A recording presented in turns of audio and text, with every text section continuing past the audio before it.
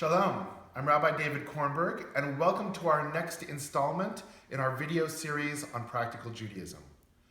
Well, if you haven't figured it out by now, Passover is just around the corner.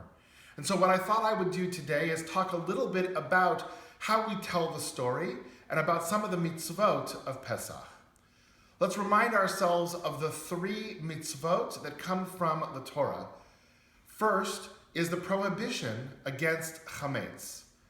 Now, chametz is defined by the rabbis as any one of 5 grains, wheat, barley, oats, rye, or spelt, that's been in contact with water for more than 18 minutes.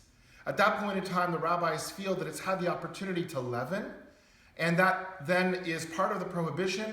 We get it out of our homes, we don't eat it, we make sure that it is not even seen. For some of the rabbis, the chametz, the physical chametz, parallels a spiritual side as well, reminding ourselves to get rid of all of those things that are puffed up, all of those things that are not essential, and focus only on those things that are. The second mitzvah is the mitzvah to eat matzah. Now, what's interesting about matzah is that it is at the same time a symbol of poverty and affliction, lechem oni, poor person's bread, and a symbol of liberation. We'll talk about that in just a few minutes. The third mitzvah is the mitzvah that actually we spend so much time trying to fulfill, and that is to tell the story. We do that at the Seders, and we do that with the aid of a Haggadah. Now, Haggadah is the book that we use. It comes from the Hebrew word lahagid, to tell, and it's the way that we tell the story. Now, we've been doing this for more than 1,800 years, family to family, generation to generation.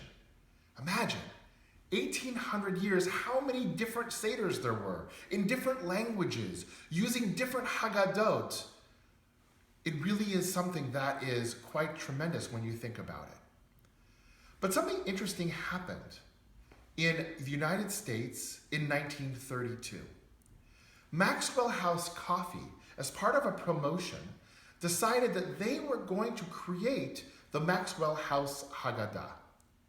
They sent that out and gave it out for free to Jews all over the United States, and since then, by the way, more than 50 million copies have been printed and distributed.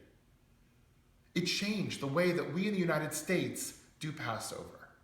And to a large extent, it made it more accessible. It made it easier to do. You had the Hebrew in a very, very clear layout. You had a good English translation, and you were able to say, okay, here is my Passover Seder. Here is what I'm going to do. But there's a problem with the Maxwell House Seder. The free gift did come with a little bit of a price, because it wound up taking away some of the creativity. As we in the United States said, oh, if I read this book from beginning to end, then I will be able to say I've done the Passover Seder. And while it's true, you have done the Passover Seder, are we really fulfilling the mitzvah of telling the story if we don't find a way to engage people and make it relevant and interesting for the moment and for today? Any good storyteller will tell you that if you want to tell a good story, you need to engage the congregation and the audience in who it is and what it is that you are saying. So I want to just take a moment and let us know that the options for Haggadot are myriad. We can look at some from history, we can look at some from today, and what I encourage people to do is to find a Haggadah that represents you in the way that you want to tell the story. Let's take a look. I actually brought a few out. As you can see, the venue is a little bit different than where I've been. Since Passover is a home holiday, welcome to my home. And I brought out some different Haggadot that come from throughout the world and throughout the ages. So let me show you a few of them. On this first row, we have a lot of the Ashkenazi Haggadot. This one here is actually called the Ashkenazi Haggadah. And what you'll find is I've opened all of them to the exact same part in the Seder, Halach Ma'anya, where we raise the matzah and we talk about the significance of the matzah. Many of the older Haggadot spent a huge amount of time in illumination to try and make it beautiful, to try and make it interesting, to try and highlight the important parts of the Seder. So here we have Halachama Anya in beautiful illumination. Over here, and this is the Haggadah that comes from Prague, actually. You can see that it doesn't have all of the colors, but the illumination around is still extremely detailed. This small Haggadah comes from Sarajevo and also spends a lot of time with the illumination. Now, illumination can do a couple of different things. It can highlight, it can make beautiful, but it can also tell a story and try to bring the values forward. So this Haggadah over here is one of my favorites. It's called the Mas Haggadah, and it was created in the 20th century. Now, if you look here for Halachma Anya, the illumination is not just merely decorative, but you can start to see the Jews, the Hebrews underneath, holding up this stylized disc, which is a matzah. What's always interested me about this is, remember when I said to you that the matzah is both a poor person's bread and a bread of affliction and a bread of liberation? Look at this picture. Which is it?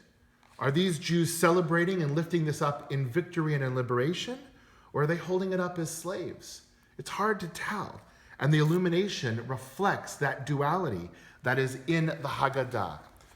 These Haggadot are meant to make us ask questions. They're meant to allow us to expand on the story. There are Haggadot even for children as we look over. This is one that I had actually that comes from Israel. Interestingly enough, it's not in Hebrew, but it's actually in Yiddish. So that in some of the ultra-Orthodox communities where Yiddish is the language that's spoken, they're able to be able to follow along with the Seder. For us, for Debbie and I in our home, the Haggadah that we use is a Haggadah that I like a lot. It's called A Different Night, and it's put out by the Hartman Institute. The reason that I like it is it not only has the Hebrew and the English and a transliteration, but it has a tremendous number of other stories, vignettes, sayings, quotations from people that can truly enrich the Passover Seder. I'll end by sharing that one year, Debbie and I were living in New York. I was in rabbinical school. Debbie was getting her master's of Jewish education, and we lived next door to two cantors. And we decided that the four of us were going to have a Passover Seder together. But what did we do? Each one of us brought a different Haggadah to the Seder. And we used that throughout the whole Seder. Now granted, you can't follow along page by page if you do that. But what an amazingly rich Seder, with each of us being able to bring in ideas and pictures and concepts from the different Haggadot. That is the way that a Seder can truly be meaningful, can truly tell the story as each person puts themselves into it. I wish you all a wonderful, happy, kosher Passover. I wish you the opportunity to tell the story each in your own way. Chag Sameach.